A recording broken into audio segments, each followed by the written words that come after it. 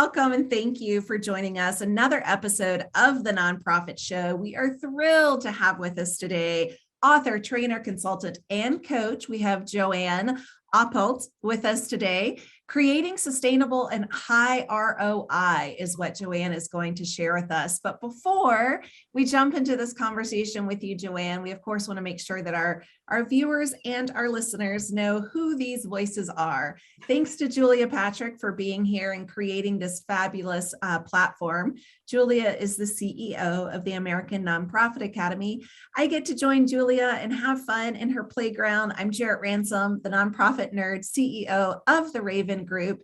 And we, of course, are thrilled to have the ongoing support and continuation from our presenting sponsors, in which you can see on the screen. But I'll also let you know that we have the support from Bloomerang, from the American Nonprofit Academy, Fundraising Academy, Nonprofit Nerd, Your Part-Time Controller, Staffing Boutique, Nonprofit Thought Leader, as well as the Nonprofit Atlas. So please do check these companies out. They are here to help you do more good in and around in your community. So please do check them out.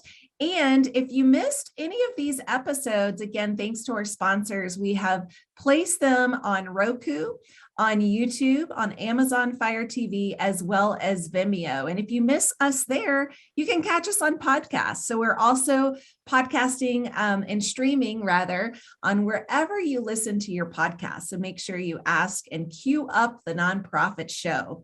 Speaking of queue up, Joanne, we are thrilled to have you with us today. Welcome. Thank you. I am thrilled to be here. I've been looking forward to it for a long time. Perfect. Oh my gosh. You know, we're super excited to have you. And as I mentioned, really before we got going in the green room chatter, man, anybody that gets their thoughts organized and articulated in a book format, I bow down to you. But this is not your first rodeo. You produced a number of books and writing, and you mentioned you're already on to your next book. Yes, I am. I have written or co-written 19 books. I'm on my 20th manuscript right now. And the reason I write is because at this point in my career, I spent 30 years in the trenches in the field of nonprofit, working my way up from volunteer to executive director. And I really feel a need to give back. I think that we get what we give, and it's my turn to give to the world. So what I do is a lot of blogging and book writing so that people can access some of the ideas that I have had that have helped me be successful over the years, to really give them a compass to go by. And I do some consulting as well, based on people who need a little bit more intervention, and I have some online trainings.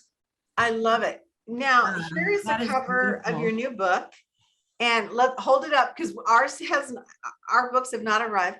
Woohoo! Yay, team! Oh my gosh! Now, this is the thing.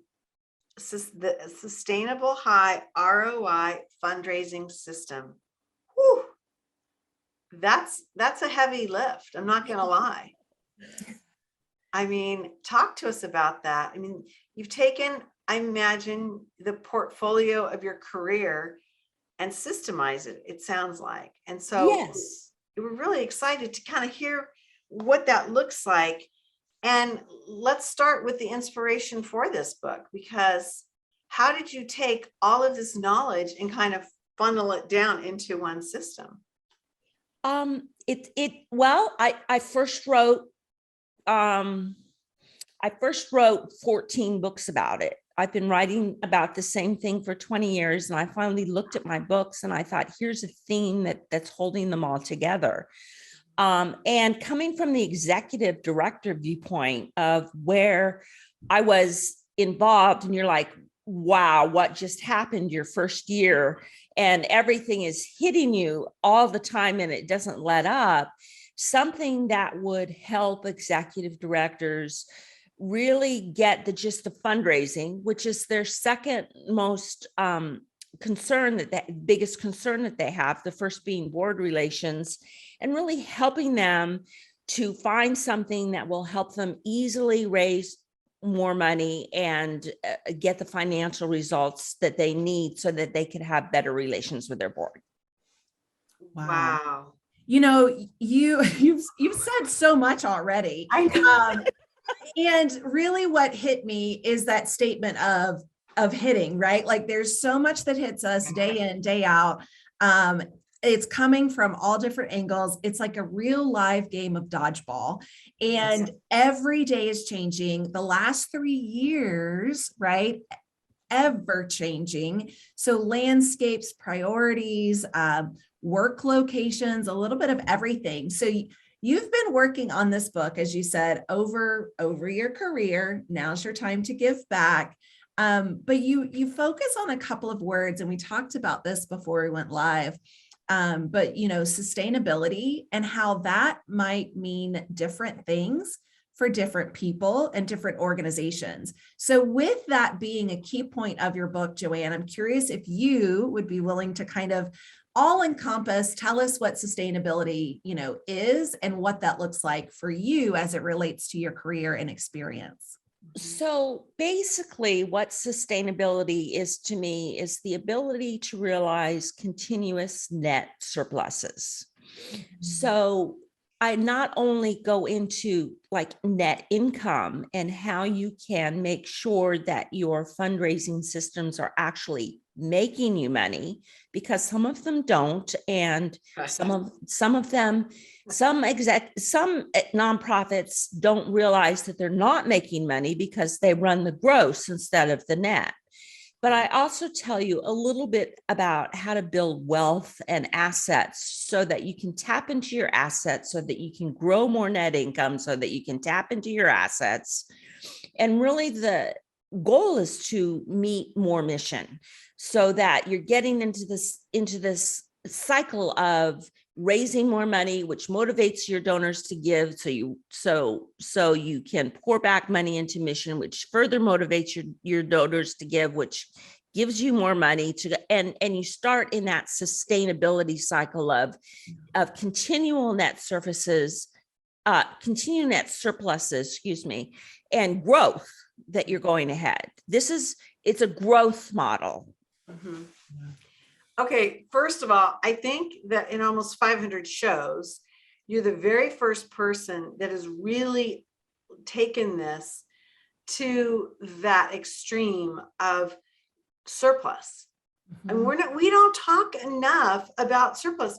It seems like we just talk about keeping the wolves, at bay from the door. So I love that you're saying, no, let's look at this in an abundance, manner, and so that we can keep moving forward. I am so loving this, loving this. Thank you. That growth model is important. And you're right, Julia. And what you said, Joanne, is, if we only look at the gross numbers, we're really not doing ourselves due diligence. We have to look at the net. And so many people are misinformed that nonprofits, right there in the name, cannot make a profit. Yes. But that is a myth, and we absolutely can. And the more surplus, the more we're able to meet and exceed and deliver on our mission. So thank you for that definition. As one of my CPA friends is, nonprofit is a tax exemption, not a business strategy. Yes, exactly. Thank you. And we need to be reminded of that, because it's such a part of the culture that sometimes there are days when I want to say it's more than our culture. It's a trap that we fall into this, almost poverty mindset. Yes. That just really, to your point, and to use your words, is not sustainable. It is just not a way that we can navigate, forward. So I'm really excited to have you talk about this. Let me go back a little bit. You talk about a system.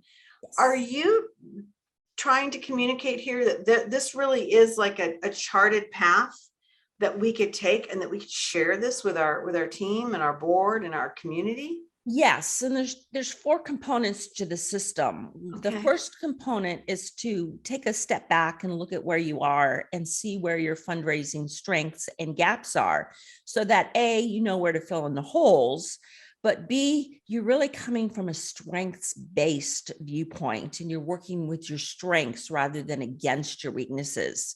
It makes things easier to implement at your nonprofit, and it makes for a better work environment so that your retention goes up.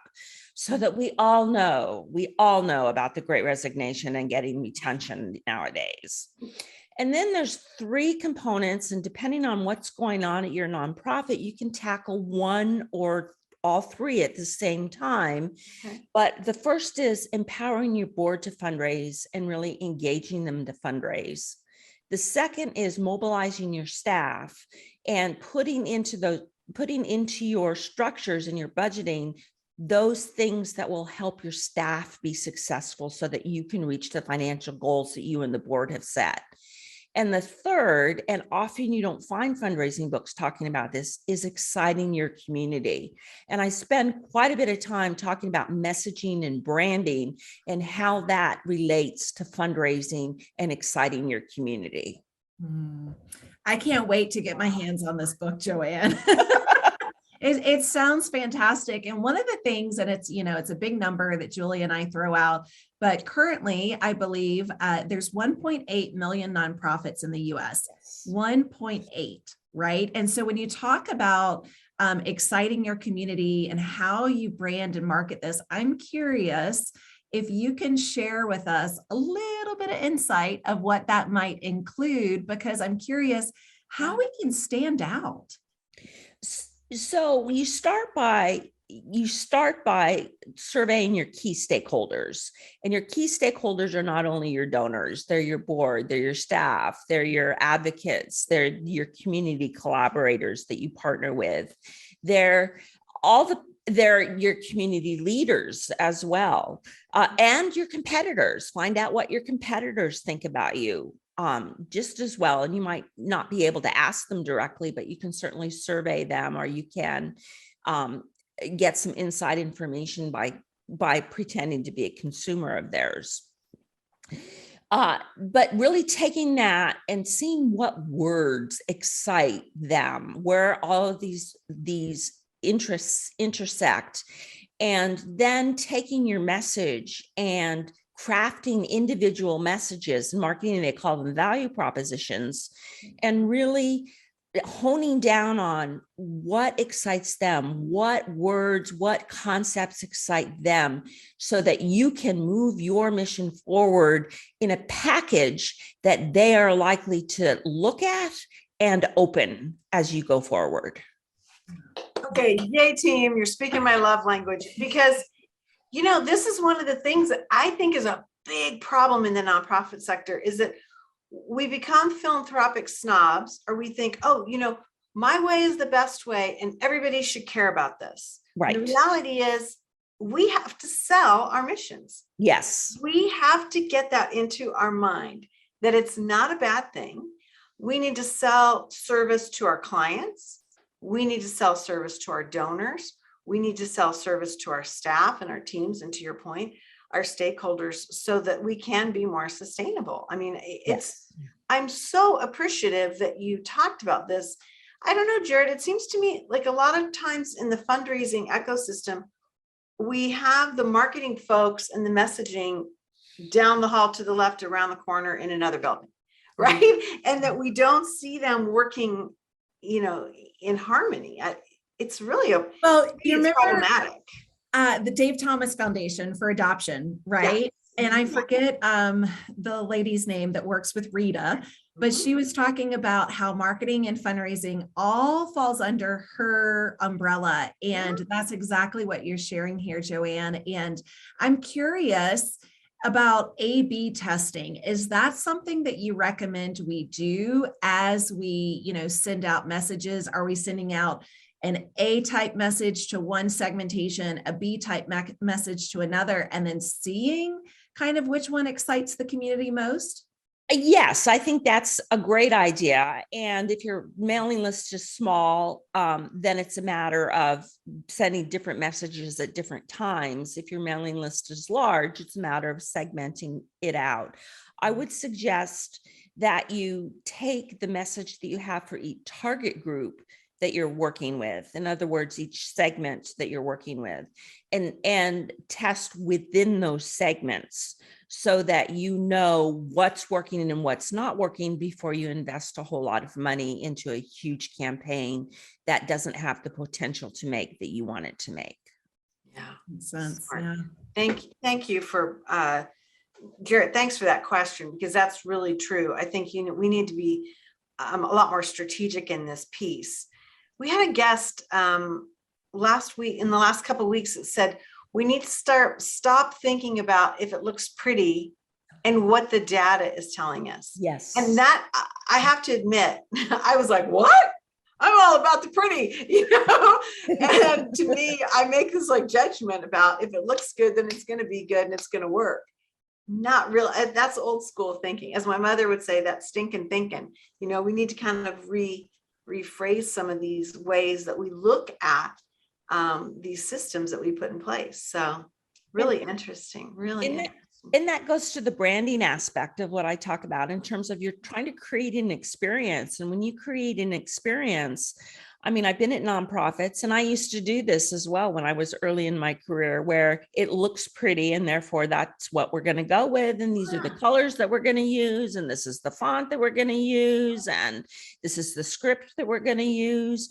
When really you need to get down to your one core message. And what kind of fonts are you going to use? What kind of colors are you going to use? How are you going to answer the phone? What type of pictures are you going to use? What type of words and concepts are you going to use? How are you going to write it?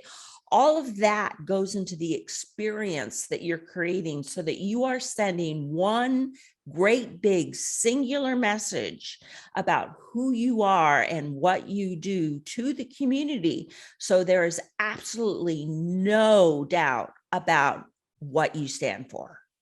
Wow. Okay, elephant in the room, Joanne. Right. We talked about this live dodgeball.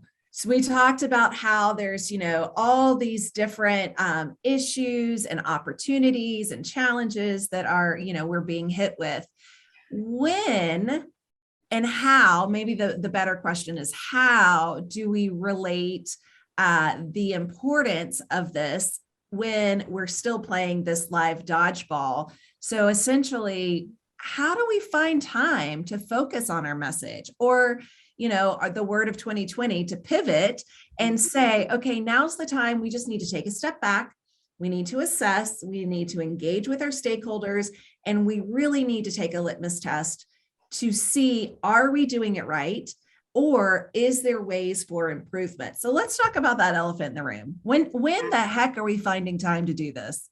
So when I liken it, what the situation that you're describing, to flying a plane and charting the course at the same time.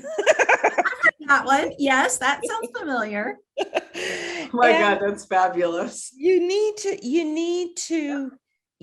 to be looking at where you're going and where you want to go and the course that you want to take at the same time you're dealing with all of these fires that come out. Depending on the size of your nonprofit, sometimes executive directors have a hard time delegating. So delegation is part of that. Also, sometimes we just get so caught up in the daily fires that we forget to go back and pick up the fire hose so that we can prevent other fires. And I would suggest, in the way that I dealt with that time constraint when I was an executive director, is I spent about 70% of my time putting out the daily fires, and I spent about 30% of my time looking for the water that I would need for the next fire that would pop up. Love it. Yeah. Love it. I think that is magical thinking, in that it identifies that this is what is going to be reality. But the reality of, like you said, charting versus flying. And it goes slower than you want. I know that. And it's harder than you think. And I know that too. But it just requires a lot of discipline and regularity and really putting into place some real principles that you're going to move forward to and some real dedication to that. Mhm. Amazing. Amazing. Great answer. Well, let's talk about this organizational capacity. And, again, I said earlier in today's episode, there's a couple of words you use, and they might have different definitions for different people. So the organizational capacity factor, as this relates to the sustainable ROI, talk to us about this. And again, let's start with kind of your definition, how you speak to the organizational capacity factor. So what I mean by increasing by organizational capacity is you're looking, again, it's a definition of growth, that your nonprofit is actually becoming bigger in terms of mission, in terms of finances, and in terms of asset growth, wealth building, so that it doesn't necessarily mean that you're doing it very quickly, but it means that there's a steady pace forward. And what I have found through my 30 years of practice and my 3 years of consulting experience is that if you implement all 4 components of the system, you tend to more than double your return on investment. And that is not necessarily your net income, not necessarily do you double your budget right away, but you get more out of the resources that you already have. Mm-hmm. And who can say anything about that? That would be a good thing to have more would be for our resources would be great.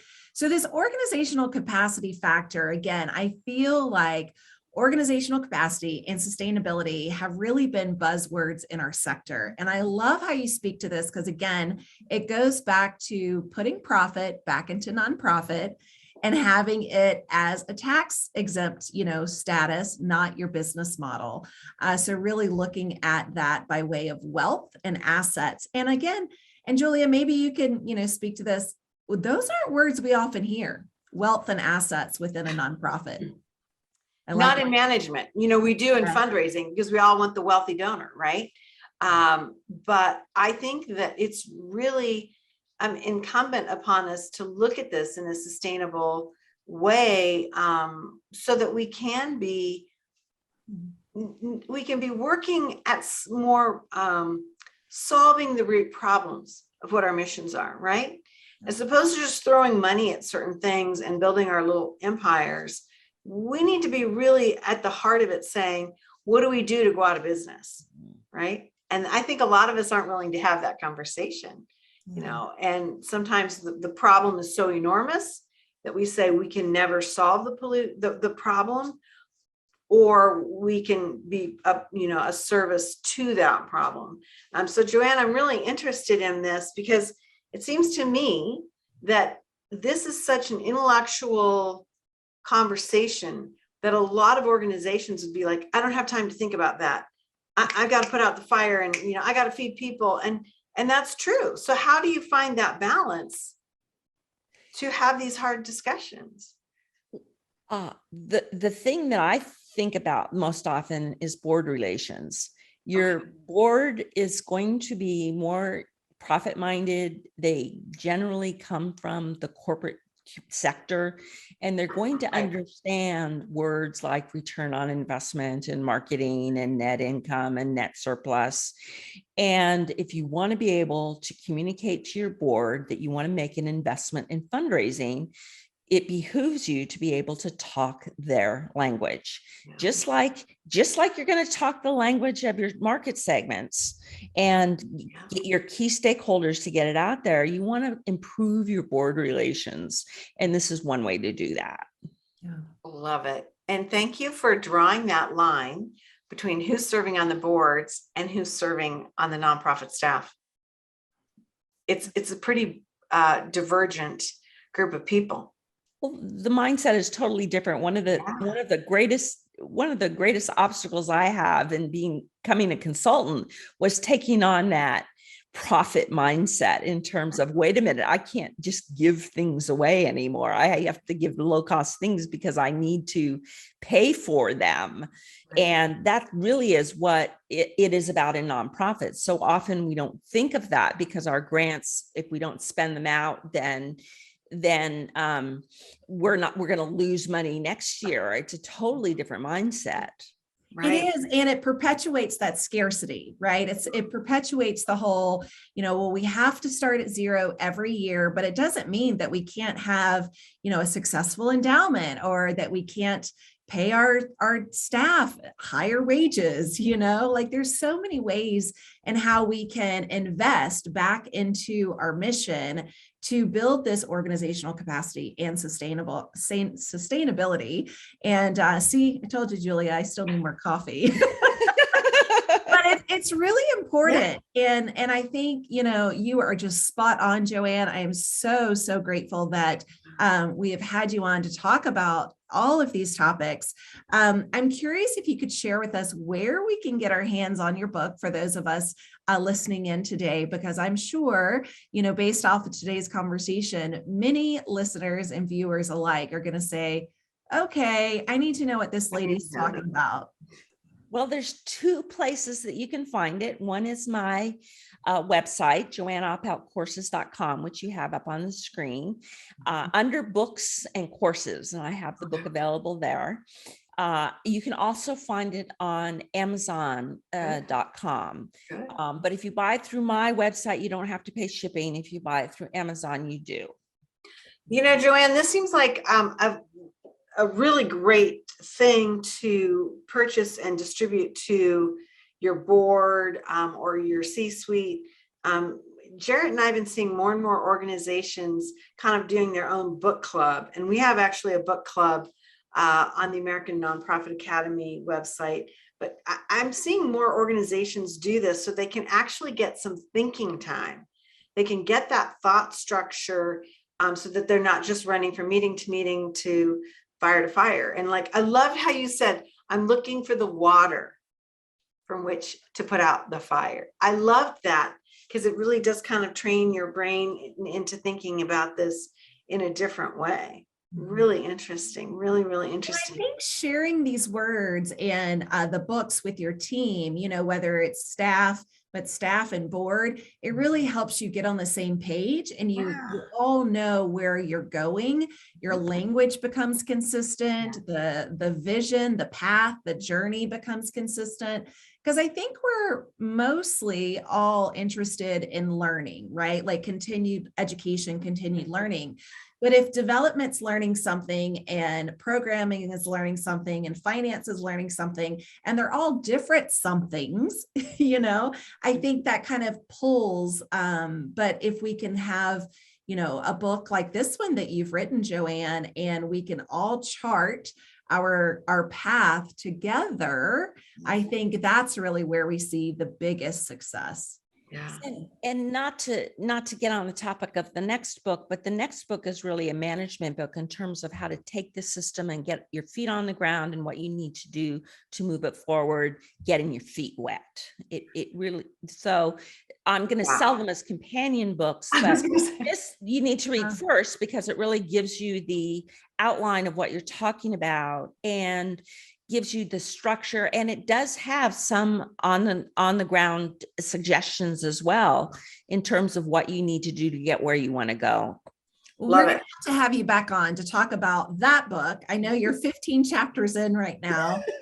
That sounds like a great partner book, and we are so thrilled to have you share that with us today, Joanne, so that our viewers and listeners alike know to go ahead and start reading this one and get ready for the next one.